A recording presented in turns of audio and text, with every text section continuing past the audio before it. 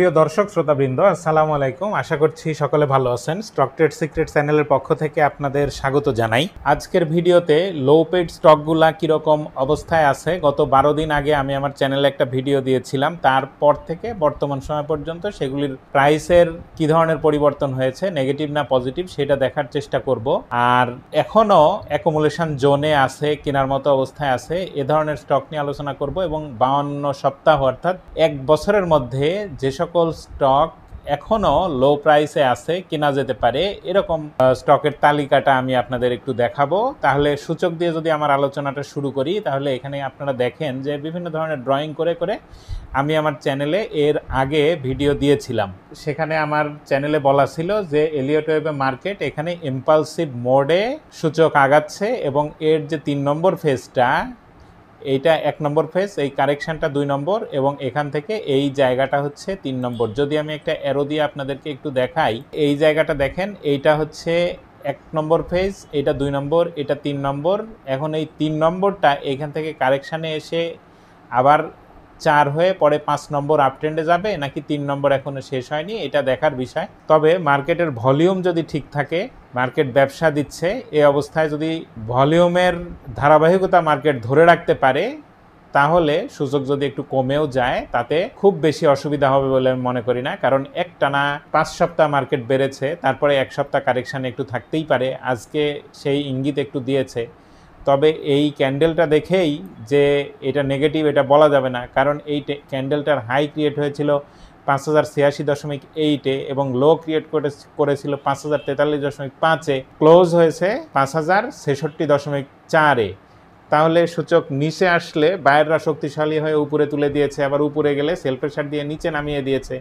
একটা ডোজি ক্যান্ডেলের মতো candle create হয়েছে ছোট্ট একটা বডি দিয়ে। এটাকে স্পিনিং টপ বলা যায় না, স্পিনিং টপ হলে আরও একটু বড় বডি হতে হয়। তবে এইরকম ক্যান্ডেল যদি একটা আপট্রেন্ডের মাথায় হয়, তাহলে পরবর্তী দিনে মার্কেট মানে 50% উপরে বা 50% নিচে এরকম বলা যায় না। এখানে 51% নেগেটিভ, 49% পজিটিভ, এটাই ধরতে হবে। কারণ একটা উপরের দিকে এবং একটা রেজিস্ট্যান্স লেভেলের দিকে যে মার্কেটের এরকম হচ্ছে, তবে এই জায়গাটা মার্কেট রেজিস্ট্যান্স ফেস করবে না, মার্কেট রেজিস্ট্যান্স ফেস করবে আরও একটু উপরে। সেক্ষেত্রে 5180 থেকে 5230-31 এই পর্যন্ত যে, তাহলে এই জায়গা থেকে মার্কেট যে কমে আসবে, যদি ভলিউমটা মার্কেট ধরে রাখতে পারে, তাহলে এখান থেকে মার্কেট কমে আসার সম্ভাবনাটা অনেক কম, নাই এরকম না, কমে আসার সম্ভাবনাটা কম। তাহলে আমি যেটা বলেছিলাম যে গত 12 দিন আগে আমার চ্যানেলে একটা ভিডিও দিয়েছিলাম এরকম লো পেড লাভারদের জন্য 29টি স্টকের আলোচনা, বাইসেল নিজের সিদ্ধান্তে করবেন। তাহলে 12 দিন আগে এই ভিডিওটা আমি দিয়েছিলাম, অর্থাৎ 30শে জুন ভিডিওটা পাবলিশড হয়েছিল। তারপর থেকে লো পেডগুলা বর্তমানে কি অবস্থায় আছে, এই 29টি লো পেড, সেইটা আমি আপনাদেরকে একটু দেখানোর চেষ্টা করব। তাহলে আমি যদি স্টকে আবার যাই, সেটা দেখেন, এমবি ফার্মা দিয়ে আমার আলোচনাটা শুরু করি যে 29টা স্টক কি অবস্থায় আছে আর 12 দিন আগে কোন জায়গায় ছিল, কেমন ছিল, সেইটা একটু দেখানোর আমরা চেষ্টা করব। এই 30শে জুন এই স্টকটা, 30শে জুনে এর যে ক্লোজিং প্রাইস সেটা ছিল 816 টাকা আর আজকে এটা 829 টাকা। তারপরে এএমসিএল প্রাণ, 30শে জুনে এই স্টকটার প্রাইসটা ছিল কোন জায়গায়, 30শে জুনে এই স্টকটার প্রাইস, ক্লোজিং প্রাইস ছিল কিন্তু 207 টাকা 40 পয়সা। আজকে এই স্টকটার ক্লোজিং প্রাইস 224 টাকা। অ্যাপেক্স ফুড 30শে জুনে কোন জায়গায় ছিল আমরা একটু যদি দেখি, তাহলে 30শে জুনে এই স্টকটার ক্লোজিং প্রাইস ছিল 194 টাকা, আজকে 223 টাকা। তারপরে আরামিড, এই স্টকটা যদি আমরা দেখি, 30শে জুনে এটা কোন জায়গায় ছিল, এটার ক্লোজিং প্রাইস ছিল 158 টাকা, আজকে এটা 190 টাকা। এরপরে অ্যাপেক্স স্পিন, এই স্টকটায় যদি যাই, তাহলে 30শে জুনে এটার ক্লোজিং প্রাইস ছিল মাত্র 89 টাকা, আজকে এটা 104 টাকা 80 পয়সা। তারপরে আজিজ পাইপ, 30শে জুনে কোন জায়গায় ছিল একটু দেখি, 30শে জুনে ছিল হচ্ছে 47 টাকা এর ক্লোজিং প্রাইস এবং আজকে এটা 54 টাকা। তারপরে বঙ্গজ, এই স্টকটা 30শে জুনে কোন জায়গায় ছিল একটু দেখি, 30শে জুনে এই স্টকটার ক্লোজিং প্রাইস ছিল 98 টাকা, আজকে 103 টাকা 90 পয়সা। বিডি অটো কার্স, এই স্টকটা 30শে জুনে এর ক্লোজিং প্রাইস ছিল 93 টাকা 90 পয়সা, আজকে 104 টাকা। তারপরে বেঙ্গল বিস্কিট, এই স্টকটা বাড়ে নাই, 30শে জুনে এই স্টকটার ক্লোজিং প্রাইস ছিল 57 টাকা, আজকে 58 টাকা 60 পয়সা, তবুও এটা কমে যায় নাই। তারপরে দেশ গার্মেন্টস, এই স্টকটা 30 জুনে এর ক্লোজিং প্রাইস দেশ গার্মেন্টস ছিল 105 টাকা, আর আজকে 117 টাকা 70 পয়সা, যদিও এর বেশি এই স্টকটা গিয়েছিল। তারপরে দুলামিয়া কটন 30 জুনে এর ক্লোজিং প্রাইস কত ছিল আমরা দেখি যে এটা 70 টাকায় ছিল, আজকে 75 টাকা। তারপরে ইস্টার্ন লুব, এই স্টকটা আমি বলেছিলাম যে একটা রেজিস্ট্যান্স লেভেলে এই স্টকটা গেছে, এই জায়গাটা যদি ডিস্ট্রিবিউশন করতে পারে এবং দীর্ঘদিন যাবত এটা ডিস্ট্রিবিউশন জোনে থাকে তাহলে সেক্ষেত্রে উপরের দিকে যেতে পারে। তাছাড়া ডিস্ট্রিবিউশন জোনে থেকে একটা স্টক উপরের দিকে যাওয়ার সম্ভাবনাটা কম থাকে। সেক্ষেত্রে দীর্ঘ টাইম যদি ডিস্ট্রিবিউশন জোনে যায় থাকতে পারে তাহলে সেক্ষেত্রে একটা পজিটিভ ট্রেন্ড দেখা যায়। আর সেই পজিটিভ ট্রেন্ড যদি হয় তাহলে এই জায়গাটা যে ধরনের র্যালি করেছিল, অর্থাৎ এই যে 1300-1400 টাকা থেকে এই স্টকটা যে 2500-2600 টাকা পর্যন্ত গিয়েছিল, তার মানে এখানে প্রায় 1200-1300 টাকার মতো একটা গ্যাপ দিয়েছিল। এই জায়গায় দীর্ঘদিন যদি এটা অ্যাকুমুলেশন মানে ডিস্ট্রিবিউশনকে যদি সে অ্যাকুমুলেশনে পরিণত করতে পারে স্টকটা, তাহলে এই জায়গা থেকে আবারও উপরের দিকে যেতে পারে ইস্টার্ন লুপ। তাছাড়া আর 30 জুনে এর প্রাইসটা কোন জায়গায় ছিল আমরা একটু দেখি। এর ক্লোজিং প্রাইস ছিল 2666 টাকা, আজকে এটা 2619 টাকা ক্লোজিং প্রাইস। জিকিউ বলপেন 30 জুনে এই স্টকটার প্রাইস কোন জায়গায় ছিল আমরা যদি একটু দেখি, তাহলে 30 জুনে এটার ক্লোজিং প্রাইস ছিল 169 টাকা, আজকে 215 টাকা। এরকমভাবে যদি আমরা দেখি তাহলে ম্যাক্সিমাম এই লো পেড স্টক, আমি যে 12 দিন আগে যে ভিডিওটা দিয়েছিলাম অর্থাৎ 30 জুন বলেছিলাম যে এই স্টকগুলি অ্যাকুমুলেশন জোনে আছে, দীর্ঘদিন যাবত অ্যাকুমুলেশন করছে, তাহলে এই স্টকগুলি এখান থেকে বাড়ার সম্ভাবনা থাকবে। তাহলে যারা ধৈর্য ধরে দীর্ঘদিন যাবত একটা স্টক যখন একটা অ্যাকুমুলেশন জোনে থাকে সেই জায়গায় দেখে ধৈর্যের সাথে দীর্ঘদিন যাবত অল্প অল্প করে কালেকশন করতে থাকেন, তারা অবশ্যই এই মার্কেট থেকে তারা লাভ নিয়ে বের হতে পারবেন বা পেরেছেন এই লো পেড স্টকগুলা থেকে। তাহলে এখানে কি বোঝা গেল, তাহলে তাড়াহুড়া না করে যদি দীর্ঘদিন ধরে যে স্টকগুলি অ্যাকুমুলেশন জোনে আছে সেইখানে বুঝে যে সেই অ্যাকুমুলেশন জোনের লোয়ার প্রাইসটা কত এবং হায়ার প্রাইসটা কত, তাহলে সেই অ্যাকুমুলেশন জোনের লোয়ার প্রাইসে যদি দিনে দিনে এন্ট্রি নেওয়া যায়, কমে গেলে আরও একটু কিনা যায়, কিনে এভারেজ করা যায়, তাহলে একটা সময় পরে, খুব বেশি সময় হয়তো লাগে না, একটা সময় পরে একটা ভালো মাত্রায় প্রফিট পাওয়ার একটা সম্ভাবনা থাকে। তাহলে গত 12 দিন আগে যে লো পেড 29টা স্টকের আলোচনা আমি করেছিলাম তার ম্যাক্সিমাম স্টকই বেড়েছে, আমি আজকে দেখালাম। এর মধ্যে অল্প কিছু স্টক বাড়েনি। আর আমি আজকে যেটা বলেছি যে এক বছরের মধ্যে অর্থাৎ 52 সপ্তাহের মধ্যে যে সকল স্টক সর্বনিম্ন প্রাইসে আছে তার তালিকাটা আমি একটু দেখাই। এখানে দেখেন যে বিষয়টা হাস্যকর, এটা বেক্সিমকো, যেটা ফ্লোরের কারণে কোনো লেনদেনও হয় না, ফ্লোরে আটকে আছে, নিচেও যেতে পারে না উপরেও যেতে পারে না, যে কারণে এটা এক বছরের মধ্যে লো প্রাইস। আর একটা হচ্ছে AIBL first Islamic mutual fund, এই স্টকটা কিন্তু লেনদেন হচ্ছে, আজকে কিন্তু টাকার অঙ্কে 83 লক্ষ টাকা লেনদেন হয়েছে, এবং যদি ইউনিট বলি এই স্টকটার আজকে 13,61,840টা ইউনিট লেনদেন হয়েছে AIBL এই স্টকটার। এখন যেহেতু 52 সপ্তাহের মধ্যে এই স্টকটা লো প্রাইসে আছে এবং প্রাইস কমেই যাচ্ছে, এখানে দেখেন যে এক বছরের চার্টে যদি আমি আসি তাহলে এখানে খেয়াল করেন যে এক বছরের মধ্যে এর ক্লোজিং যে লো প্রাইস 6 টাকায় ক্লোজিং করেছে, এইটাই সব থেকে নিচে, এর আগে 6 টাকা 10 পয়সা তার ক্লোজিং ছিল। এবং এই স্টকটা যদি একটু দেখেন যে এইসব জায়গায় বড় বড় ভলিউম হচ্ছে এই পুরা জায়গাগুলোতে, কিন্তু স্টকের প্রাইসটা বাড়ছে না। এবং একটা ট্রেন্ড লাইন দিয়ে যদি দেখাই, এইভাবে স্টকটার প্রাইস একটা লো ট্রেন্ডে আছে, যখন এই জায়গাটা ব্রেক করবে অর্থাৎ এখান থেকে এই যে লোয়ার ট্রেন্ড, এই লোয়ার ট্রেন্ডটা যখন সে ব্রেক করে উপরে যাবে AIBL, অর্থাৎ এখানে যেহেতু সে এভাবে চলছে, এখান থেকে যখন পজিটিভ হবে এবং উপরের দিকে যাবে 6 টাকা 50 পয়সা 60 পয়সা, এইটা ক্লোজ করতে পারলে স্টকটা আস্তে আস্তে উপরের দিকে যাবে। সেক্ষেত্রে কত দূর যাবে সেটা দিনে দিনে ক্যান্ডেল দেখে বোঝা যাবে এবং সেটা বলা যাবে। তাহলে এখন এই স্টকটা যদি কেউ কিনতে চান তাহলে দিনে দিনে দেখে আরও কত দূর কমলেও কিনবো, এ ধরনের মানসিকতা নিয়ে যদি কেউ কিনতে চান তাহলে আমার মনে হয় যে কিনা যেতে পারে। আর কিছু স্টক দেখাবো আমি যেগুলি গত 20 দিন অর্থাৎ যে 5 সপ্তাহ ধরে মার্কেট বাড়ছে, এই বাড়ার মার্কেটেও 20 দিন ধরে যে স্টকগুলি 5%-এর মধ্যে উঠানামা করছে সেই স্টকগুলি আমরা একটু দেখি যে এখানে Daffodil computer, Envoy textile, Jamuna oil, Motin spin, MJL BD মানে মোবিল যমুনা বাংলাদেশ, মেঘনা petroleum, Padma oil, Reckitt and Benckiser, Renata, square pharma. এইখানে 10টা স্টক আছে। এই 10টা স্টকের মধ্যে ড্যাফোডিল কম্পিউটার ছাড়া প্রত্যেকটা স্টক কমপক্ষে 50% এবং সর্বোচ্চ 3330% পর্যন্ত ক্যাশ ডিভিডেন্ড দিয়েছিল। এই স্টকগুলি একটা শুধু বি ক্যাটাগরির, প্রত্যেকটাই এ ক্যাটাগরির এবং কোনোটাই ড্যাফোডিল কম্পিউটার বাদে কোনোটাই 50%-এর নিচে, এনভয় টেক্সটাইল সম্ভবত 20%, তাছাড়া বাকি সবগুলি 50%-এর উপরে ক্যাশ ডিভিডেন্ড দিয়েছে গত বছর। এবছরও তাদের ইপিএসের গ্রোথ ভালো। তাহলে এই স্টকগুলি কেন এই ভালো মার্কেটেও প্রাইস র্যালি করছে না সেটা আমরা একটু এর চার্টগত দিক থেকে দেখি।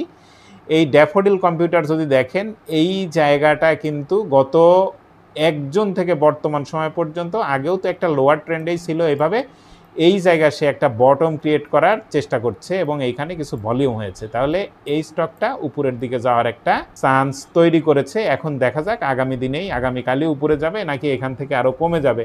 এখানে একটা red bearish hammer candle create করেছে, তার মানে প্রাইসটা নিচে এসেছিল, তখন প্রাইসটা উপরে তুলে দিয়েছে। বায়াররা এখানে একটু শক্তিশালী ছিল বলতে হবে। তাহলে এই স্টকটা যে অবস্থায় আছে, এখান থেকে যদি 52 টাকার নিচে না নেমে যায়, এখন 54 টাকা 80 পয়সা, চাইলে কেউ কিনতে চাইলে এটা কেনা যেতে পারে। যদি আরও কমে যায় কিনবো, এই মানসিকতা নিয়ে কিনতে হবে। এরপরে এনভয় টেক্সটাইল, এই স্টকটাও দেখেন দীর্ঘদিন এভাবে করে এর প্রাইসটা ডাউন ট্রেন্ডে আছে, অথচ এর ফান্ডামেন্টাল দিক যদি দেখেন, গত বছর 20% ক্যাশ ডিভিডেন্ড দিয়েছিল এবং 2016 সাল থেকে বর্তমান সময় পর্যন্ত 2020 এবং 2021 বাদ দিয়ে এর ডিভিডেন্ড হিস্ট্রি ভালো।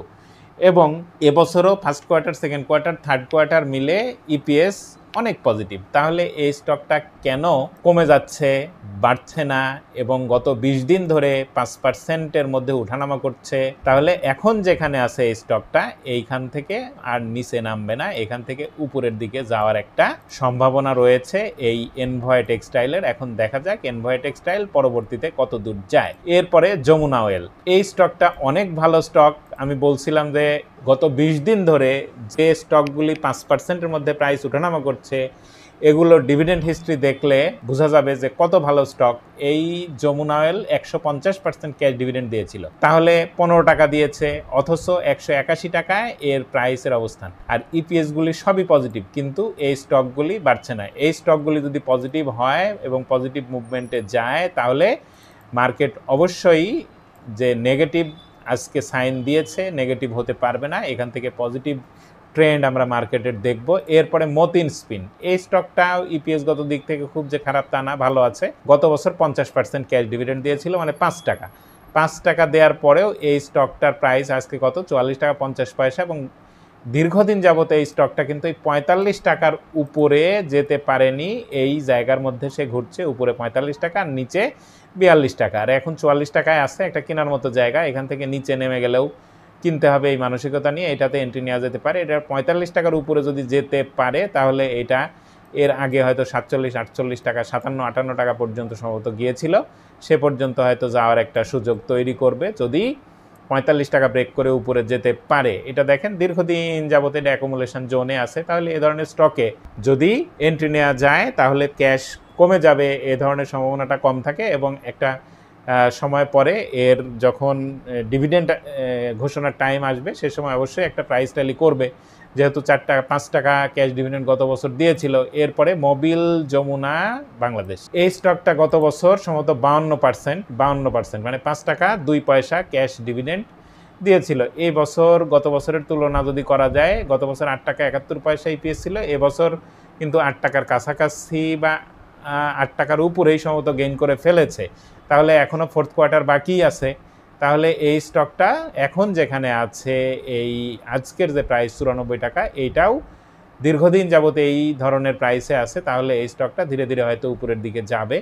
এরপরে মেঘনা পেট্রোলিয়াম, এই স্টকটা 190-95 থেকে এই 207 টাকার মধ্যে ঘুরছে গত ডিসেম্বর থেকে, 24 সালের ডিসেম্বর থেকে বর্তমান সময় পর্যন্ত। এবং এর ডিভিডেন্ড হিস্ট্রি যদি দেখেন, তাহলে 70%, মানে 17 টাকা ক্যাশ ডিভিডেন্ড গত বছর দিয়েছিল এই মেঘনা পেট্রোলিয়াম। তাহলে এই স্টকটাও এখান থেকে উপরের দিকে যাবে, যদিও এই স্টকগুলি প্রাইস র্যালি করে না ভালো, কিন্তু এই স্টকগুলি ভালো ডিভিডেন্ড দেয়। এখন সামনে ডিভিডেন্ডের মৌসুম আসছে, ভালো একটা ডিভিডেন্ড যদি আপনারা পেতে চান 17%, 18% বা 20%, তাহলে এই পদ্মা অয়েল, মেঘনা অয়েল, যমুনা অয়েল এই স্টকগুলিতে আমার মনে হয় যে বিনিয়োগ করা যেতে পারে। এরপরে পদ্মা অয়েল দেখেন, এই স্টকটা কিন্তু 74 টাকায় এসেছিল, এখন 85 টাকায়, কিন্তু দীর্ঘদিন যাবত এই স্টকটার প্রাইস 180 থেকে উপরে 187-90 এর মধ্যেই ঘুরছিল। এই স্টকটার ডিভিডেন্ডও যদি আমরা দেখি যে 140%, মানে 14 টাকা ক্যাশ ডিভিডেন্ড গত বছর দিয়েছে। তাহলে এই স্টকগুলি প্রাইস র্যালি করছে না, এত শক্তিশালী ফান্ডামেন্টাল ভিত্তির স্টক এবং ইপিএসের যে গ্রোথ সেটাও খুবই শক্তিশালী।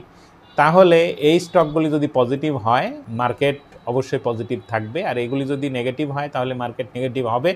তবে এই ধরনের স্টকগুলি নেগেটিভ হওয়ার সম্ভাবনা খুবই কম, আর নেগেটিভ হলেও হয়তো 1 টাকা 2 টাকা কমতে পারে, এর বেশি কমার সম্ভাবনা এই ধরনের স্টকগুলির। এই সামনে যেহেতু ডিভিডেন্ড ঘোষণা আছে, অবশ্যই এগুলি পজিটিভ হবে, এই অ্যানালাইসিস দিয়ে এটাই বলা যায়। এরপরে রেকিড অ্যান্ড বেনকিজার, এই স্টকটা দেখেন যে সবচেয়ে বেশি প্রাইসের স্টক, এটা 3321 টাকা, অনেক দিন যাবৎ, এটা 25 সালের মে থেকে বর্তমান সময় পর্যন্ত এই স্টকটা এই 32-3300 টাকা এর মধ্যে ঘুরতেছে।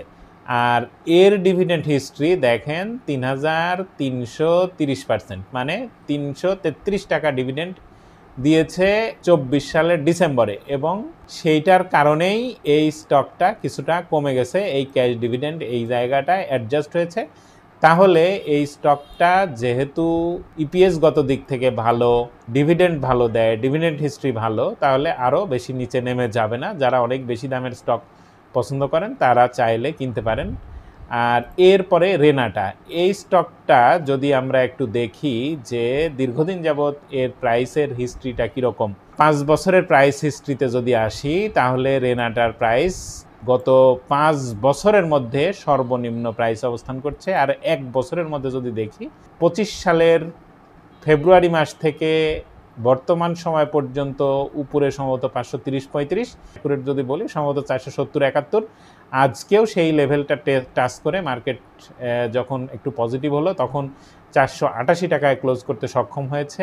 আর এই রেনাটা, এই স্টকটা কিন্তু এই জায়গায় দেখেন বেশ ভালো একটা ভলিউম হচ্ছে, এইখানে প্রাইস সামান্য একটু বেড়েছিল, সেদিন বেশ বড় ভলিউম হয়েছিল, একটানা ধারাবাহিক যে ভলিউমগুলো হয়েছে, এখানে যে স্টকগুলি আলোচনা করলাম তার মধ্যে সবচেয়ে বেশি ভলিউম হয়েছে এই রেনাটার। তাহলে এখান থেকে এই স্টকটা আর নিচে নেমে যাবে না, অ্যানালাইসিস দিয়ে এটা বলা যায়। যদি বাড়ে তাহলে উপরের দিকে যাবে, এবং উপরে যদি যায় 525 টাকা 30 টাকা এটার উপরে যদি যায় তাহলে একটু ভালো হওয়ার সম্ভাবনা।